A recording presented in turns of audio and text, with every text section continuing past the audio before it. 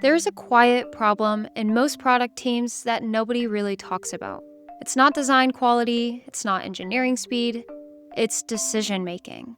As a founder, you spend an insane amount of time debating things that really shouldn't be debatable: onboarding flows, settings behavior, what happens if a user skips a step, or clicks the wrong thing, or changes their mind. And the reason these decisions drag on is pretty simple.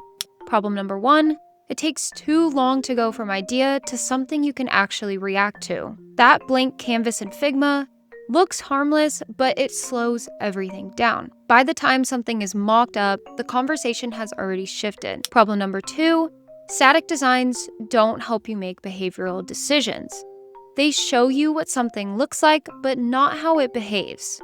So stakeholders ask questions, engineers make assumptions, and founders end up approving things based on imagination instead of evidence. That's how you ship the wrong flow and only realize it after engineering time is already spent. So in this video, I want to show you how I use Figma Make specifically as a founder. Not to make prettier prototypes, but to pressure test product decisions before anybody writes code.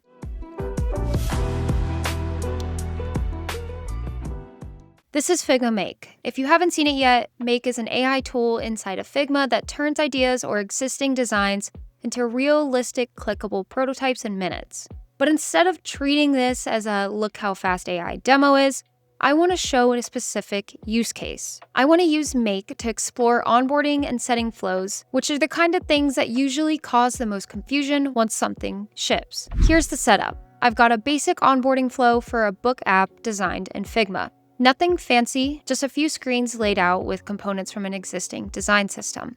Normally, this is where things stall. You can't really test it, developers ask questions, and everyone imagines different outcomes.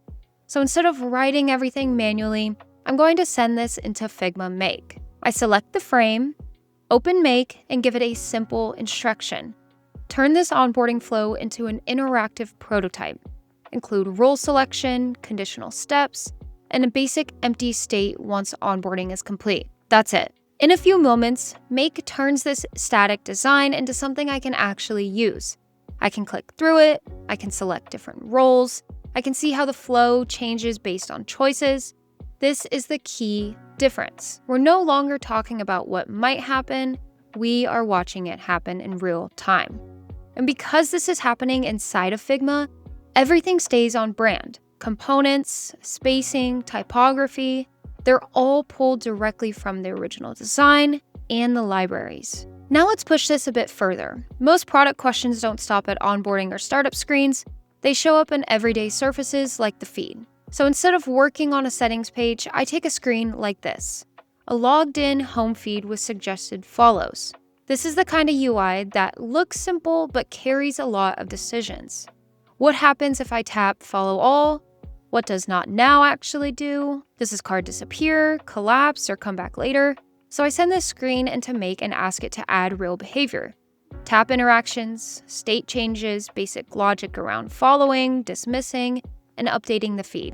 A few seconds later, I've got a clickable experience. I can follow accounts, I can dismiss suggestions, I can see how the feed responds when something changes. This is where Make really shines for founders. You can answer questions like, does this feel pushy? Is this interaction clear? What happens if a user ignores this 3 times in a row? And you can do that all without waiting on engineering and without asking designers to manually wire every edge case. What I like about this approach is that it doesn't replace design craft. Design still matters, design systems still matter. Make just accelerates the part where everyone needs to agree on behavior. PMs can explore flows, founders can sell the vision, designers keep control of quality. Another useful detail is that you can bring simple data to make things feel more realistic.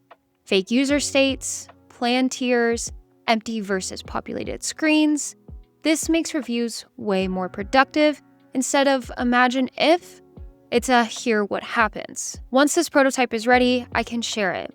I can send a link to a teammate, I can drop it into a review, or use it to get real feedback before committing resources. That's the real value here. Figma Make isn't about building production apps, it's about getting clarity faster. Zooming out, this is how I think about Figma Make as a founder. It's not a shortcut, it's a decision-making tool. It helps you move from opinions to interactions, from debates to demos, from ideas to something that you can actually test. And it does it without breaking the existing Figma workflow that we all know and love. If you want to try Figma Make yourself, I'll leave the link in the description below so that you can explore it with your own designs or ideas. Thank you so much to Figma for sponsoring this video. And if you are a founder trying to move faster without cutting corners, this is absolutely worth experimenting with. Thank you so much for watching, and I'll see you in the next one.